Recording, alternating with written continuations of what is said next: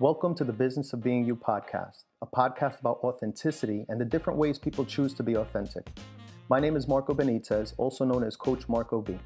I'm a life and small business coach specializing in authenticity. In this podcast, you'll listen to my conversations with people who in their own way are being authentic. My goal with this podcast is to inspire you to be yourself confidently, to motivate you to take a chance on your ideas and dreams, and to provide you with a new perspective on how your unique qualities could be exactly what you've been looking for to create a life or business that inspires you and others. This is podcast season 2, episode 4, Authenticity and Acting. If you've ever wanted to be an actor or an actress, if your authentic self, your true self is calling you to go into the performing arts, then this is the episode for you. I'm excited today to have a conversation with Gloria Garayua. Gloria is an actress and an acting coach with over 20 years of experience and over 60 IMDb credits to her name.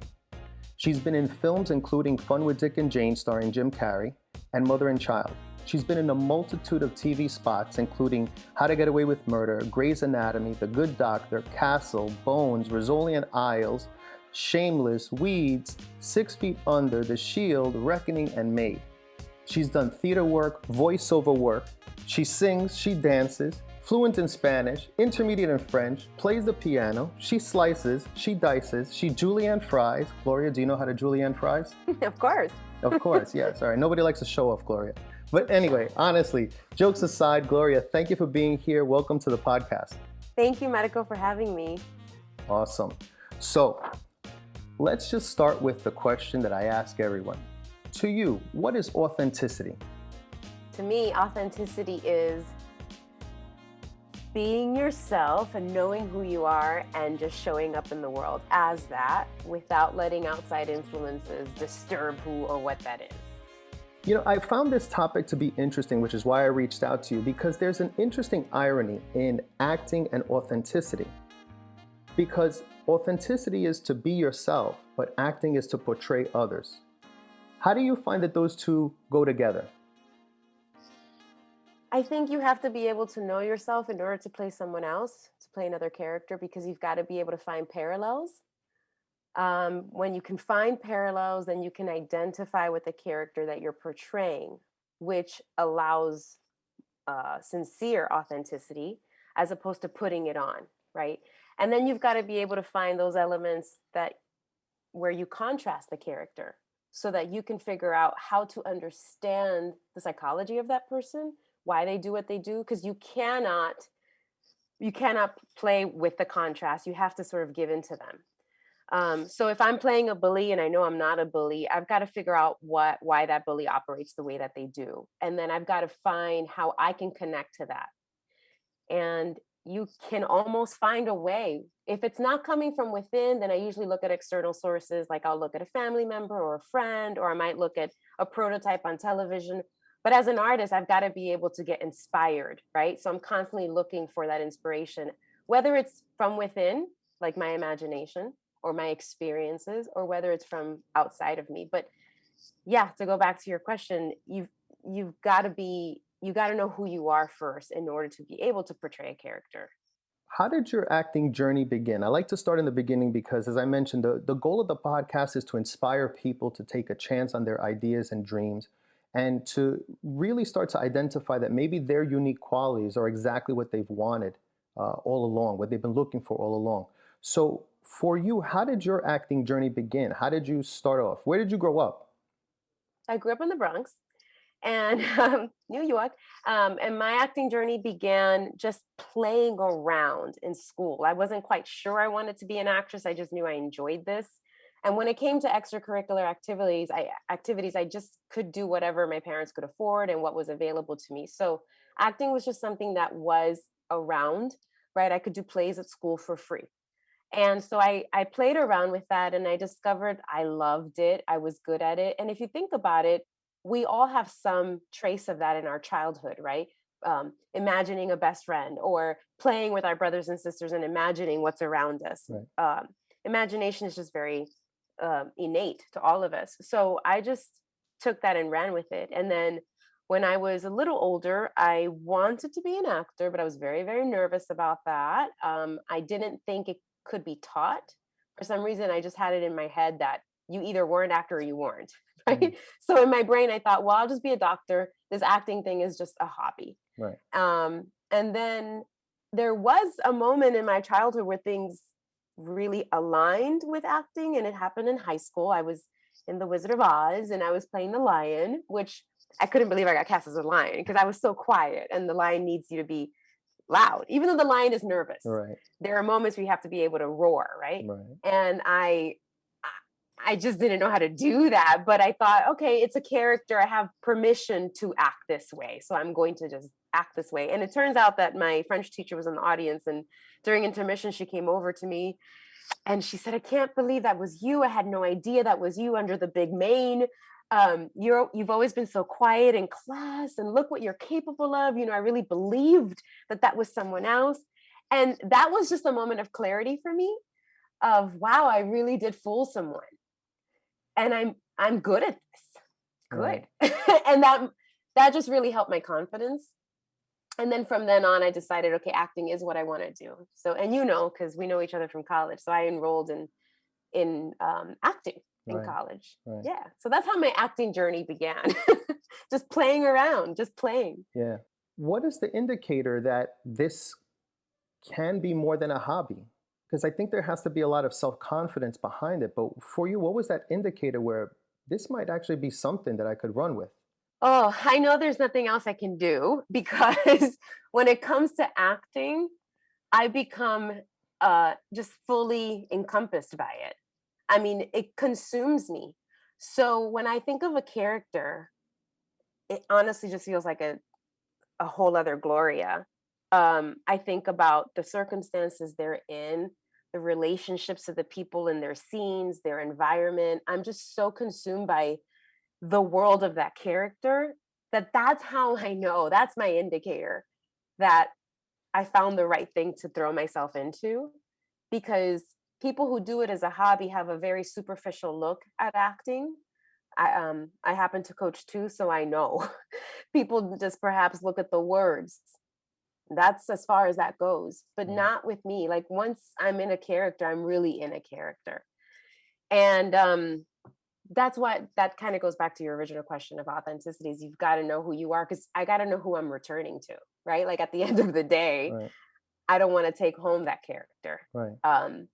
I guess there are some extraneous circumstances where you might stay in the character a little longer. Mm.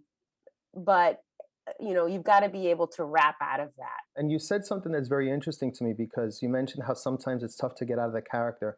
And I heard a story, and I don't know if it's urban legend, but I heard a story once that Heath Ledger, when he was preparing for the role of the Joker, apparently, again, I don't know if this is true, Jack Nicholson reached out to him and told him to be very careful with this character because this is a character which could really draw you in.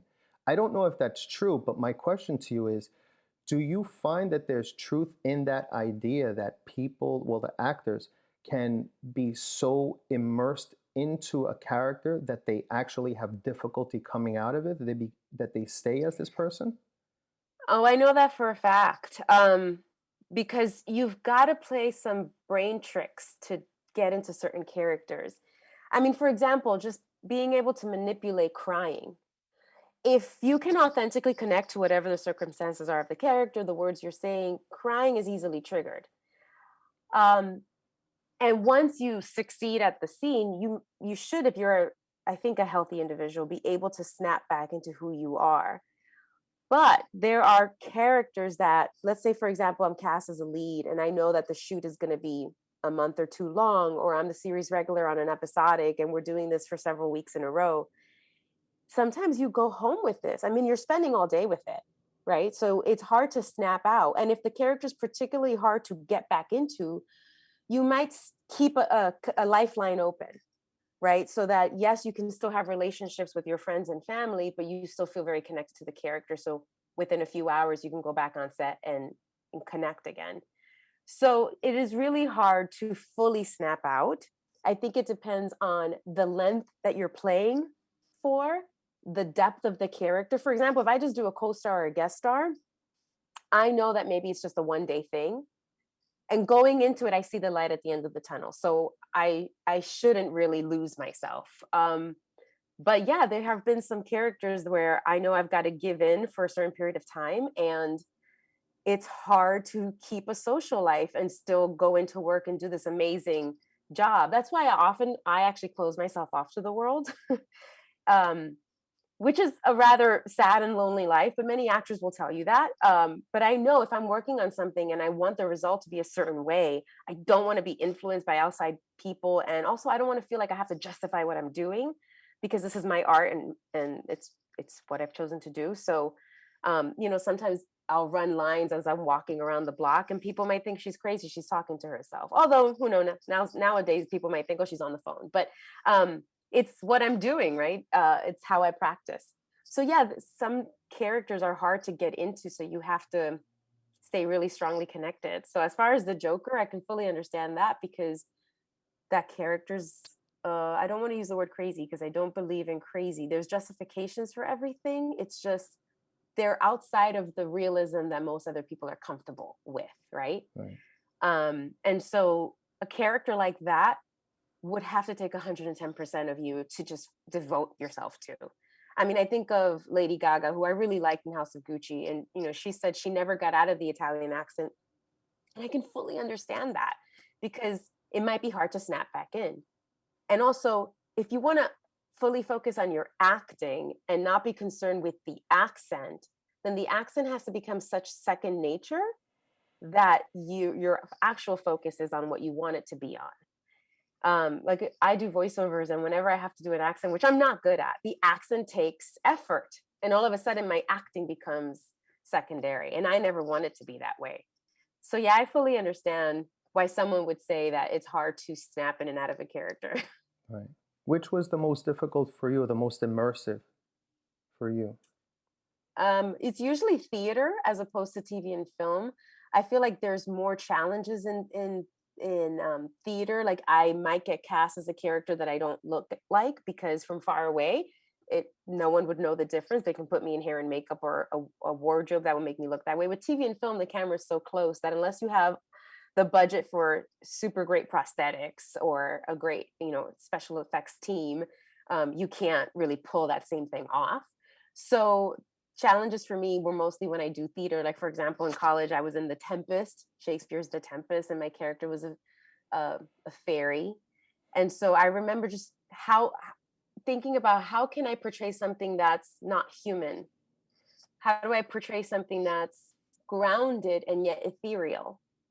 So you do a lot of research, you read a lot of things, you have a lot of images to draw from, and then you start feeling like your DNA has shifted. You don't feel the same. And that's when you've immersed yourself into something different. And that's a perfect example of a character that's hard to snap out of, because all that work that it gets to get into it, I can't imagine completely disconnecting and then having to do it again. Right. So that's something that I would kind of carry around with me. It's also like when I coach and I tell my students, if you got to cry for a scene, you might have to prep that in advance and then kind of hold it in your heart for a little bit, but then you release when the time is right. And so it's a skill that I've just learned to to be good at, like Right. prepping in advance for something and then holding it until it's time to release. I Right. don't know if that's healthy, but that's why actors, I really do think, need outlets, because we're doing things that in the real world we're taught to not do. For example, we're supposed to breathe in real life and let things go, right? Or perhaps heal from trauma. But in acting, you kind of want those traumas because you want things to draw from. And you don't always want to let go of something, because you could always pull that memory up later and use it. Um, I have a lot of non-actor friends in my life, because I think it's healthy to have that balance. But the people that I think have understood me the most in my life are other artists. So Right. I found my tribe. Right. Right. I've said for a while, and you tell me what you think about this statement, that there are some people in movies that are good actors, and there are others that are not necessarily actors, but they're just a character themselves that works best for that role. Would you agree with that? Yes. like, Jim Carrey comes to mind. Back in the 90s, everyone kept casting him as the funny man, the guy who's really silly and doesn't mind looking silly and thinking outside the box. But then his work evolved, and I saw him in drama, and he's so good. So I do wonder if in life there are some people that chose to just use one side of their education or training as actors because that's where they found success, and that's where they know they're going to make some money. But yet there is another side of them that they're trained to do, and they're well-rounded actors, but maybe they're shy to show that because they have found success in the other side. But then there are those who throw caution to the wind and just see where the chips fall. Like, I have found success, thank God, in drama and in comedy, but I could understand having to make an income in this world, right? And so if someone goes, well, Gloria cries really well, let's keep casting her in drama, I'm going to say yes because I want the work, but I know I've got this great comedic side. So it takes a lot of strength and bravery to accept those comedic auditions and show people that side of me because it's less explored, less accepted. But you've got to put yourself out there otherwise. No one's going to know that you Right. have this other skill. So yeah, there are some skills that can be taught and then used, but you never know. I mean, when it comes to acting, sometimes people only explore a certain asset to themselves. Like, okay, I'm really good at comedy, I'm only going to do comedy, or I don't like drama. So they've shut the door to that. You can learn other tricks and do other things. So really that question is difficult to answer because it depends on the talent. Someone just might be good at one particular thing. Right. For example, like I get inquiries all the time for my coaching. What do you teach? Do you only teach drama? And that question has always thrown me just because I know that I am good at everything. So like, Right. I can teach drama and comedy and TV and film and other stuff. And I go, wow, are there other coaches out there that are one trick ponies? Because that Oh, just doesn't make any sense to me. You've got to be able to have a finger in every fire, right? right. Yeah. So yeah, there are some people that can only do one thing, but it can be taught. And then those that have this ability to do multiple things, I don't know why they would hold on to something and not let themselves shine in all aspects. I don't know. Right. I mean, just yesterday I was at a musical audition, and I haven't auditioned for theater in a while because I, found success in TV and film, but I put myself out there and I sang in front of folks and and I came home smiling because I did that, and I promised myself no matter what happened, have fun, because at the end of the day I might not get cast. Right. But I wanted to come home knowing I did something different today and something cool and something that took bravery as opposed to the usual that I'm already used to, which for some folks, they might say, Gloria, what you do is already on the edge, Right. right? And I get that, but it's not on the edge for me anymore, right? Putting myself on camera and crying or whatever else I'm doing. But theater, yeah, because it's been a while, especially with the pandemic, it interrupted theater more than it did anything that uses the camera. So that was fun. Do you find that each character draws upon a different part of yourself, or is it that you lose yourself and then you become a character? Or is it a balance somewhere No, between the two? I think it's the first. I mean, yes, you might be able to lose yourself and stumble upon something and build on it. But no, I think for the most part, if you're able to portray something, it's because there's an element inside of you that is that, whether or not you've explored it. Um, and of course, that happens all the time. Like, you're going to get characters that have all these specific details that are not you. But as you sit there with it and you try to find connections, you'll find them.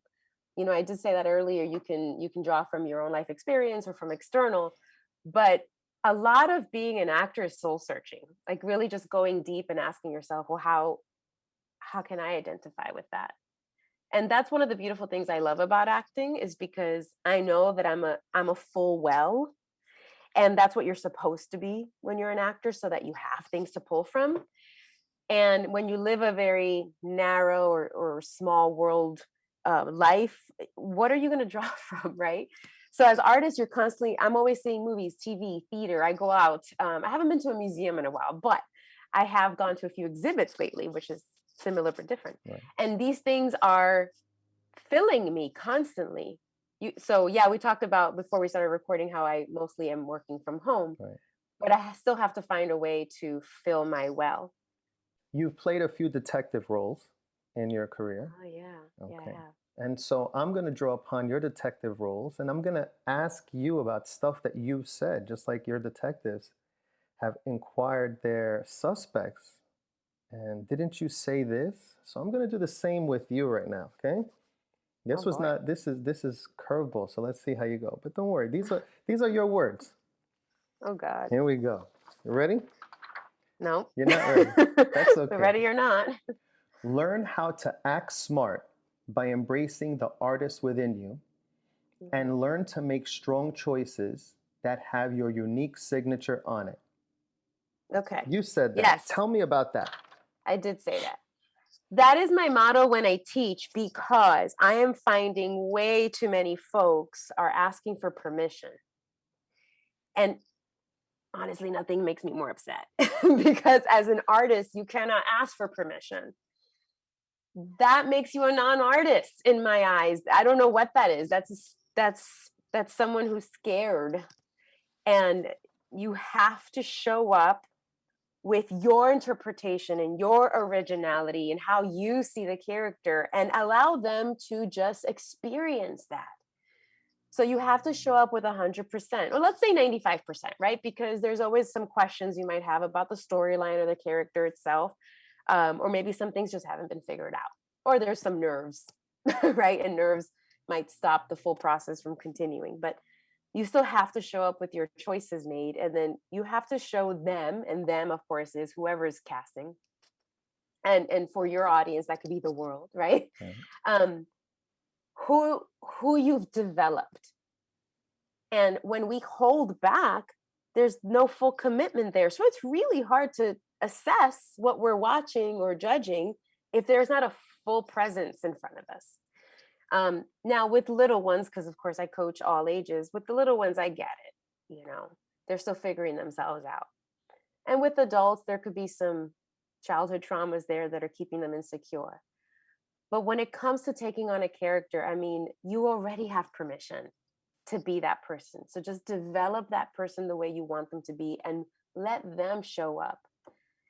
I've heard writers say that sometimes scripts write themselves. You just get inspired and the words just pour. I feel very much the same way when it comes to acting. That's why improvising as a character shouldn't be difficult if you feel like you know that character and what they would say or do. You mentioned about teaching kids, and this is um, something you said. I was watching a clip of your one of your lessons, one of your acting lessons, which loved it. I think you have definitely a charisma for this, and I think you have a gift for this. You said, "I let you stand here for about 30 seconds because we're in a performing art, and you need to get used to being stared at. You need to get used to being comfortable in your own skin, having people expecting something of you." I love that so much because I was so uncomfortable, and I think a lot of people are in front of groups. And this is not just acting advice, this is public speaking advice, this is life advice. Uh, if you're a server at a restaurant, this is advice that would be relevant to them. Tell me about that. Well, first of all, kudos to you for being a great researcher. That is impressive. I know I said that because that sounds like something I would say.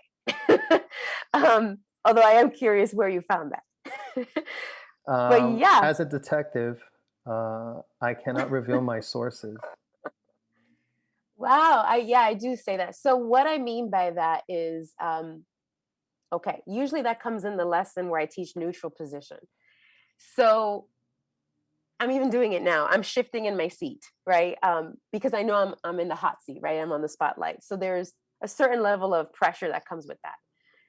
And so I've had to train myself to be comfortable with stillness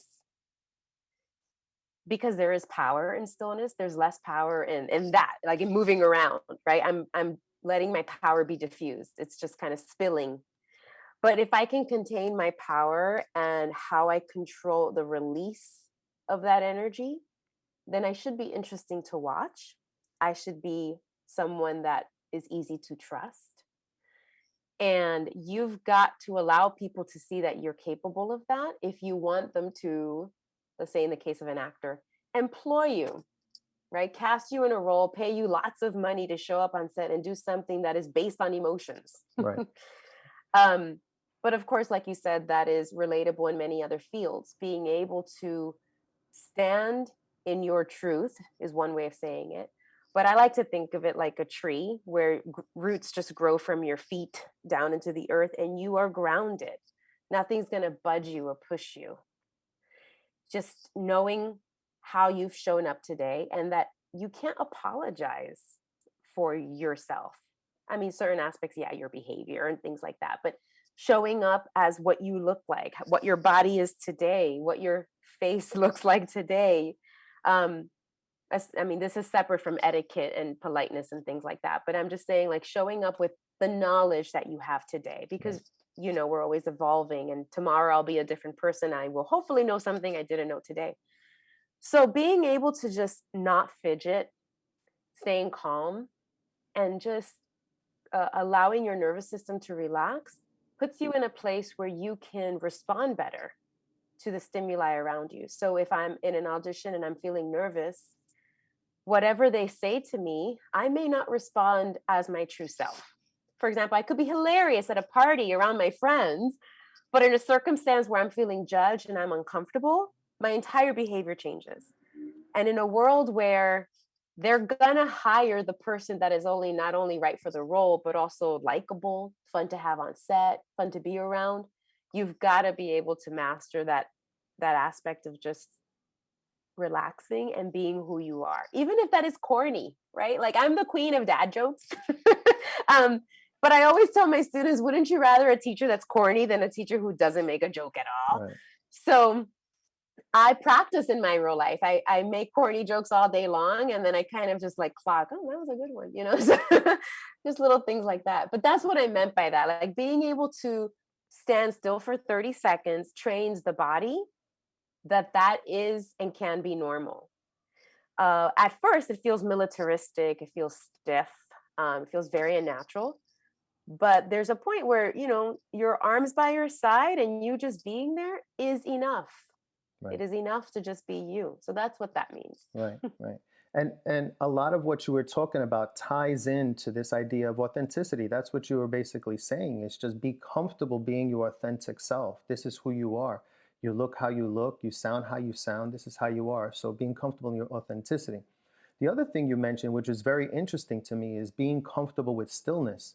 And I've done a couple of episodes so far, and the idea of being okay with silence and also being okay with eye contact has come up so far in I think every episode so far.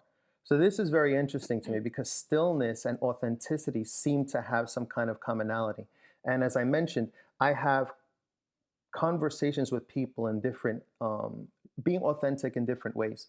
So I find that very interesting. The quotables continues. Oh my gosh.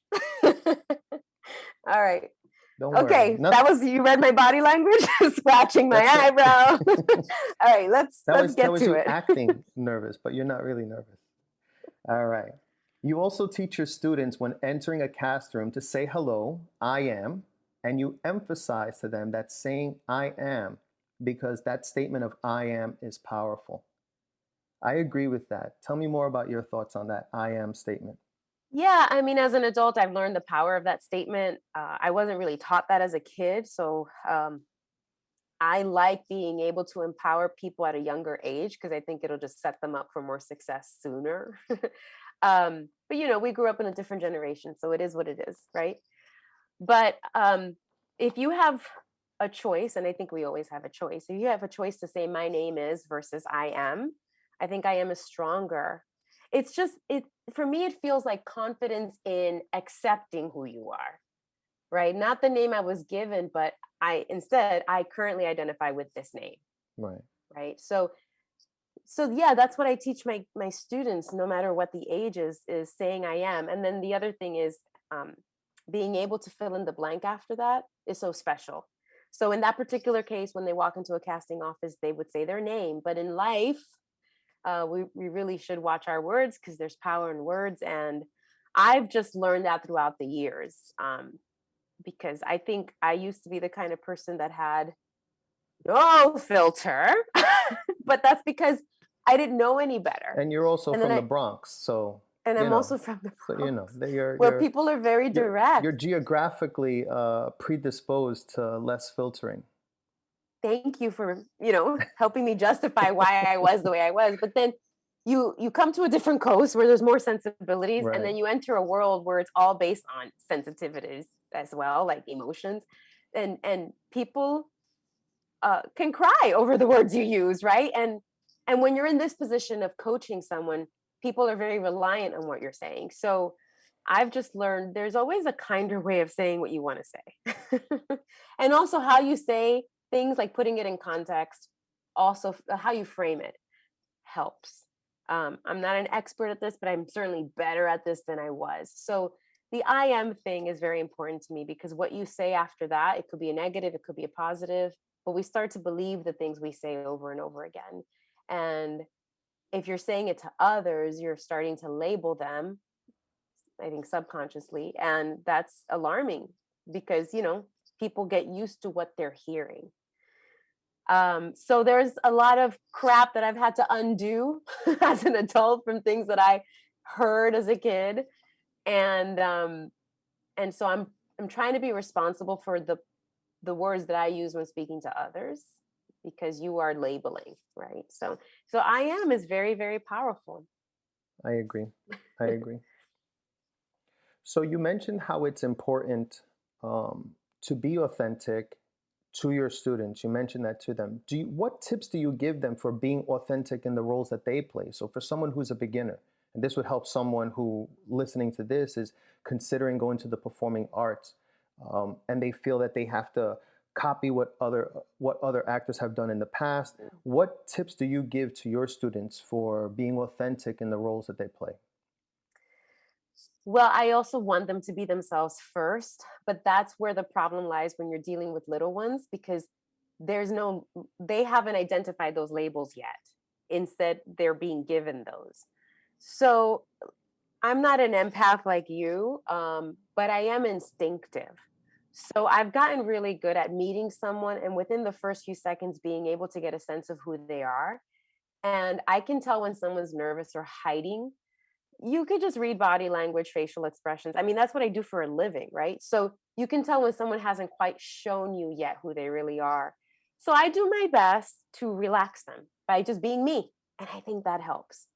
So that's going back to your point of authenticity, because if I don't know who I am, let's say I'm nervous, then geez, I'm hiding too. So we just got two people hiding. We're never going to get to portraying a character if we can't start from a place of truth, right? So I try to be just easygoing, make a joke, and then eventually I feel people loosen up, relax, and then you get a sense of who they are. And once I feel like I know who someone is, at least just an idea, then I try to put that into the work. Like if I know someone has a great smile or a great laugh or is usually really sharp on picking up cues, then I want to put that into the work. If someone is very introspective and there's this element of being able to just pause but analyze, then that's a beautiful thing too, that they can offer the work. Sometimes I'm coaching people on the same scene, and I know that that can scare someone. Wait, you coached that person too on that scene? But everyone brings something different to the table. Mm.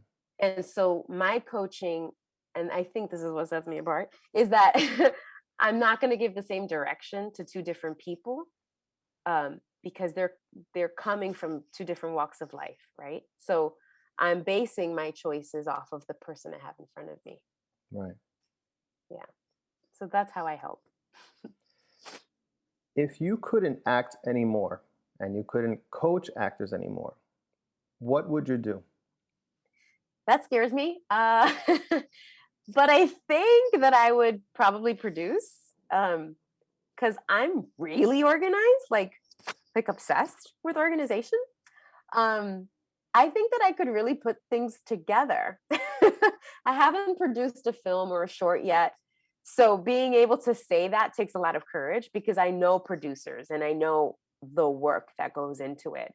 And anyone hearing that now is probably looking at me and going, well, how do you know you could do it if you've never done it? I just feel like I produce my life. I mean, before we recorded, I was telling you about my work schedule. If I can manage my time and all the people that I work with every single day, because I'm a collaborator. There's very few things I do by myself, unless it's a monologue. Um, but most things require another person all day long, even though it's online, I'm working with other folks. So yeah, I think it would be producing. Sometimes I think, can it be directing? It just depends, because I think that a director has to have a very, very strong vision, and it goes beyond just the vision. You've got to be able to articulate that in a way that others can also jump on board the train and understand that vision and help you bring it to life. I'm not quite sure that I have that yet, so I think it would be producing. Which actors or actresses do you find most authentic, and are they also your favorite? The people that I'm going to choose as most authentic happen to be my favorite. And I think that's why they're my favorite. It's because I feel like I know them, which of course, I don't know them, right? And I have to remind myself that, because if I bumped into them on the street, I'm not going to reach out and hug them, right? That's assault. Right. I've got to introduce myself. But it has happened to me where people have seen me on TV and then they come up to me and they feel like they know me. And it's really hard to handle that, because some people go, "How do I know you?" And I know I don't know them. Right. They just know me from TV. Right.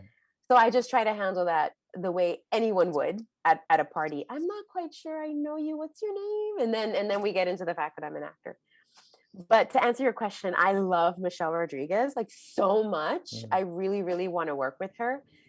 And it's because I feel she's so authentic. Every interview I've seen with her, she doesn't feel like she's putting up a front at all. If she feels like smiling, awesome. And if she doesn't, that's great too. I embrace that as well.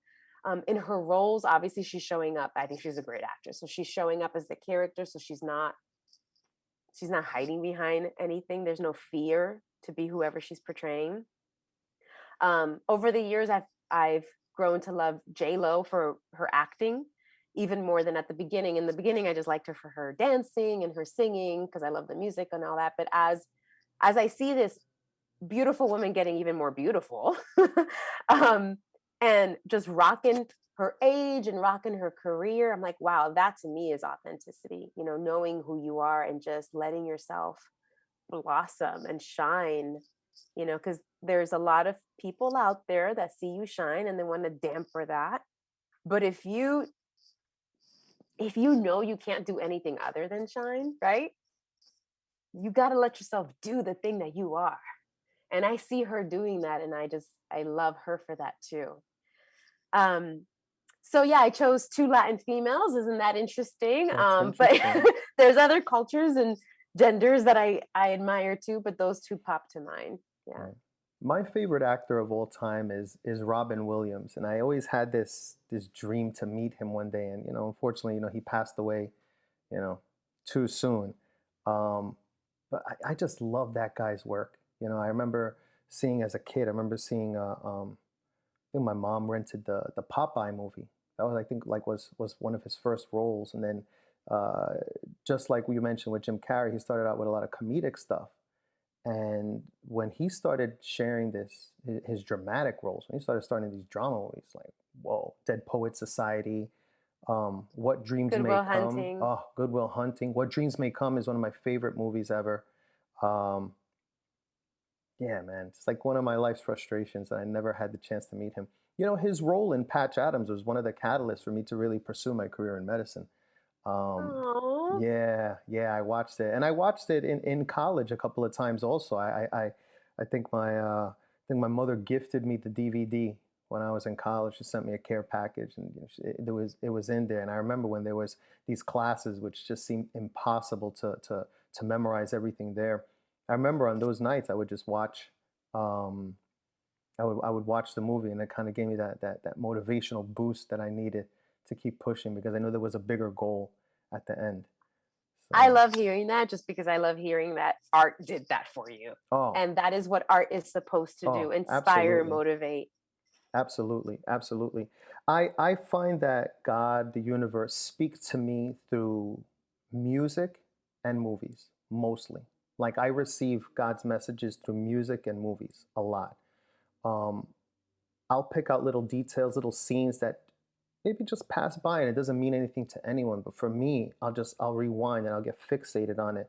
And there's deeper meaning to a lot of these things. I had this idea once to, not this idea once, I have an intention to buy a bumblebee transformer figure, because that character, the way Michael Bay portrayed Bumblebee, for me mimics a lot of how I receive the message. Bumblebee doesn't speak on his own voice. He would speak through the clips and the snippets in the radio, if you remember. In the Oh, no, Transformer. I didn't know that. Yes, if you watch the Transformers movies, there'll be a clip from Apollo, whatever, Apollo 13, and then he'll have like a clip from a song, and they make some of it's funny, some of it's more sending a message. Um, but I had this idea that one day I'm going to buy myself a little bumblebee figure and just put it there as my representation of how God in the universe speaks to me through media. And I'm Well, who knows if the bumblebee just finds its way into your life? Like, what if someone gifted you that and you're like, oh my God, I that was just thinking that. that You would can be attract the amazing. bumblebee into your life. Yes, yes. Well, with my luck, I'll Um, attract the real bumblebee and I'll get stung. But you reminded me of John Baptiste, who just won like a million Grammys. Because I just watched him in an interview saying that God speaks to him through music mm, too, and that music doesn't need to be made. It does itself, like it's in charge of itself, and it speaks to us. So wow. that's so interesting. If you don't know who he is, you should look him up because Wow. you would love. I've heard the name. I haven't listened to the music, but yeah, I would agree with that wholeheartedly. And it's funny when you were describing earlier some of the way that you get into roles where you just kind of let it take you. And then right now, when you were describing John Baptiste, right, his name, uh, Mhm. in my coaching training, we were trained in what they call energetic levels of self perception, and they range from 1 to 7. And so I won't bore you with all the details of each one, but there is what they call the level 7, which is godlike energy, where you're kind of detached from your body, and when you're simultaneously the participant and the observer at the same time. And I've had moments like that. People can't exist in level 7s for very long. I've had those moments where sometimes I'm speaking with someone from the heart, and I get a sensation almost like I pull back and up, and I feel that simultaneous observer and participant. And what's really funky is that sometimes in those moments, the words that are coming out of my mouth are the first time that I'm hearing them as well. And as the words are coming out of my mouth, I'm like, man, this is some really good stuff. I got to write this down. Like, where is this coming from? It's like straight download. They've described people who are women who are giving birth, or people that get that runner's high, these athletes, when they're in the zone, they're euphoric. So I could totally understand what he was saying in that music just flows, just let it flow. Mm. That makes me think of a performer's high, which I've definitely experienced. I experience it more in theater than I do in TV and film, and I think that's because there's a momentum that theater has that TV and film doesn't. Because TV and film just naturally, by the nature of how it works, is very choppy. Whereas theater, it's from go time to curtain, you're going, right? So when you're done, it's really hard to stop. That's why, like when you are a theater actor, like Broadway or any other theater, you don't go to sleep right away. You're done at like, let's say 11 p.m. usually with most shows, and then you got to come down. So when you do theater, you're like up for a while after Yeah, that. yeah. Yeah, yeah. So there is a thing called performers high, and I've experienced this, so I can relate in that way. Wow, that's interesting. Yeah, I've had similar experiences when I was at when I did my coaching training. Like, this program was, it was so amazing, and it was so energetically intense at moments. And I understand that concept of you need time to come down. It wasn't a come down in a bad way. It's like I have to just, almost like I have to re-enter my body and be in this present world again, because I wasn't here for a little bit. I remember at Yeah. the end of one of my training modules, and we went deep, man. We went deep. We started hitting on some stuff which was like pulls you out of where you are. And I remember that I was meeting up with someone after, and they said, "Oh, well, you want me to send like, why don't you take an Uber back?" And I said, "No, I'm gonna walk from the train to your house." And this was like a far walk. It was like 2 mile walk. So I was like, I'm gonna walk it because I need that time. And sure enough, I really like the whole train ride. I was just like zombie status, just kind of blank stare, just kind of just you feel like a mild vibration and warmth in your body, and it's just like, all right, I got to come down. And the walk over those 2 miles kind of brought me back to myself, and Oh then I yeah, could be, I but fully you're like understand that. mellowed Yeah. out when you're in the new space, and it still takes a little bit. Once you start engaging with people, that kind of finalizes that coming back to where you were. So yeah, that's funny, right? How in Yeah. different ways we can share that similar experience. Yeah. I did meet Robin Williams, not one on one, but I was working as an extra. Oh, back in the day when I did Wow. background work. He, what was the name of it? It was called House of D. Yes, David Duchovny I was in saw it, that and movie. I saw that you movie. did. I did. I'm I'm just an extra. I don't even think I saw myself when I saw that movie. So don't bother watching it thinking you'll see me. But anyway, I was in background holding and Robin Williams came in and we were all surprised because most people don't care about the background actors, right? Which is a terrible thing. And he walks in and he says hello to everyone. And of course, we all gather around. And in those days, we didn't have cell phones, or maybe we did. I don't know, but Right. it wasn't like today. Right. So no one was really videotaping him. We were just experiencing him. Wow. And so everyone kind of naturally made a circle around him, and he was dressed in his wardrobe, which was this like bright fluorescent suit, and he was just cracking jokes. Of course, I mean, what Yeah. would we expect? But it just, I thought to myself, God, he's in between takes. Instead of going to his trailer or grabbing a snack or going to the bathroom, he's in here with us Right. performing. Doesn't he need a break? Right. And it was just really amazing. But that just goes to show he was operating at that level. Right. I mean, some people just never turn off, and maybe that's the flip side why he was depressed, because Right. it's hard to operate at that level or have those expectations put on you all the time. Right. Yeah, I saw a documentary about him recently, and it seems like it was a lot more than depression. Unfortunately, the poor guy was sick. Poor guy was sick. He had a Lewy body dementia. But man, what a gift! What a gift that guy. And then it's funny just experiencing him. I think that's awesome. I could totally get that. Never met the guy, Mhm. like I said, but I think that's such an awesome story. So switching gears, I wanna hit you with some more questions. No more quotes, thank God. Okay. No, we're done with the quotables. That was it. You did well. I have a few more. Would you like me to go back to the quotables?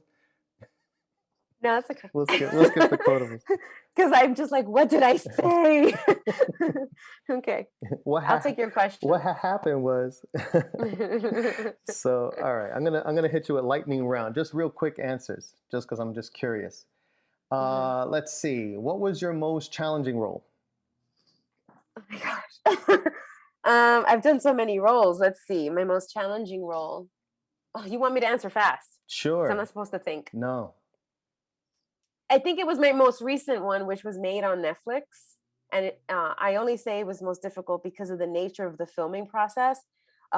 We were filming still in the midst of COVID, and there was quarantining involved. And my role was only supposed to film a day or two, but they were shooting multiple episodes at once, which made scheduling difficult. So I was pretty much on hold for about 6 weeks, which is a really long time to be away from home in a hotel in another country, because we filmed in Canada, in a city that is pretty much shut down because of COVID. So you don't know anyone. If you do go outside, there's nowhere to go. So that was just really a difficult thing to shoot, just because personally, when I wasn't on set, I, was just dealing with myself. Got it. Like, what do I do with myself? And I threw myself into my other side business, which is coaching, but that comes with its harms as well, because I was sitting a lot, coaching multiple people in a row, and I wasn't getting a lot of exercise, and I wasn't getting a lot of outside stimulation or sunlight. So it was just rough time for me. And then I am called to set, and I'm supposed to do my job, The but nerve. The nerve it's of that. it's it's just tricky. It's just tricky. So yeah, you bring up a good point. It's silly to complain about, but it's, as actors, and I always tell my students this, we're not performing monkeys. You don't just twirl the little thing behind us and we go. We have to feel stimulation and inspiration, and it just wasn't happening. So when it was time for me to show up on set, it was hard to do what I had to do, because by then the run through for them was almost done and the crew just really knew each other. They were well bonded, and I'm just a guest in their house. Right. And I'm supposed to perform at optimum, and it just took a lot to get there. What was your most fun experience? My most fun experience was... We're still in the lightning round, by the way. Just shoot them out. I'm already failing lightning round. Right. Reckoning. You're being authentic. You're being authentic. You're an elaborator, which is fine. I forgot we got out of interview mode. Reckoning on Netflix was my most favorite thing, because I was a series regular and I got to work a lot. What was your most fulfilling experience? I don't know. Oh, okay. I did a pilot that didn't get picked up. That was very fulfilling because I felt like I made a dream come true. What's your favorite movie or TV show to watch? My Cousin Vinny, which totally ages me. That's a good movie, though. But That's I love it because it's so funny. I mean, Joe Pesci and Marissa Tomei. And anyway, so yeah, that's my favorite movie. TV show, my favorite TV show, I'm just going to make it current. The Morning Show, just because I think the actors on that are phenomenal. It is good. What's your dream gig? My dream gig is doing comedy and being the lead of a ABC or Disney or Nickelodeon show. I've always wanted to do children's programming. So if I could do something wholesome, that would be so nice and different from what I usually do, because I don't do a lot of wholesome stuff. What advice do you have for someone who wants to get into acting or who's currently acting but wants to get into coaching? For anyone who wants to get into acting, I would say stop talking about it and do it, because there are so many different levels. I mean, you could just jump into a play, you can jump to a community or church experience, or you could audition for a short, which is doesn't take a lot of time. And for someone who wants to learn to coach, I would say, well, start small. So small little sections of learning how to balance what you're receiving and what you're giving. That was lightning round too, that question? No, we moved away. Oh, okay, because I could expand on that. You want me to expand on that? Is it authentic to you to expand, or do you want No, I'll shut up. How can people follow you and what you're doing? Before we get to that, what are you working on now, if you can share that? Because I know that they make you guys sign these NDAs and stuff. So I'm just curious, what are you working on now? Everything that is current is, I think, just wrapped. So I was working on something called new media. I don't even know what kind of contract that is for people that are not in the industry. But essentially, I'm saying that because I don't know where it's going to end up. It's streaming for sure. But it was called Linked by Love. It was several episodes, and it was a character that I created 11 years ago that is now making a comeback in like a reboot. So there's that. And also I do a lot of dubbing work for voiceovers. So I'm in the midst of doing some Netflix projects. And I'm constantly auditioning. So I don't know, maybe something will come up for my recent auditions. And I think that's it. How can people follow you, what you're doing, if they want to work with you as a coach, or if they wanted to hire you for acting? How can they reach out to you? So if people just want to check out what I'm doing, then Instagram is a great place to go, because I'm very active on there. I'm not very active on the other ones. I do post occasionally on Facebook. Twitter I got off of completely, really. So Instagram, Gloria Garayua. And then if someone's interested in coaching with me, I actually would rather they email me. So gloriagarayua@gmail.com. Can you spell the last name for everyone? Yes, Garayua. Occasionally people ask me for coaching on social media platforms, and those messages get missed often, because I'm on there a lot just to post, but I'm not really digging through. So I'd rather they email me for that. Gloria, thank you so much for being a part of this episode. This was fun. It's nice to see how you've grown in your career. Like you mentioned, we've known each other since college, and so I think it's really been exciting for me to see you grow in your career. And as I mentioned to you before we started recording, it's always funny how randomly I'll watch a show and I'm like, oh yeah, that's Gloria, and I knew her from before. But thank you for taking the time out for being on the podcast. I appreciate you sharing your experience. I appreciate you sharing your advice. And I'm confident that what you've shared today is going to inspire someone who wants to go into acting, essentially having them pull the trigger and just do it, because you mentioned something very common that other people have mentioned. And it's that you're never going to feel 100% ready. You just got to get out there and do it. So thank you. Yeah, you're welcome. And thank you for having me. It's been so much fun to talk to you and just see you again. You're aging very well. Thank you. I have the filter on the recording, a touch-up appearance. I love it. And I will hit you up when I'm in New York, and you're supposed to be coming out to LA. So hit me up when you come here. You got it.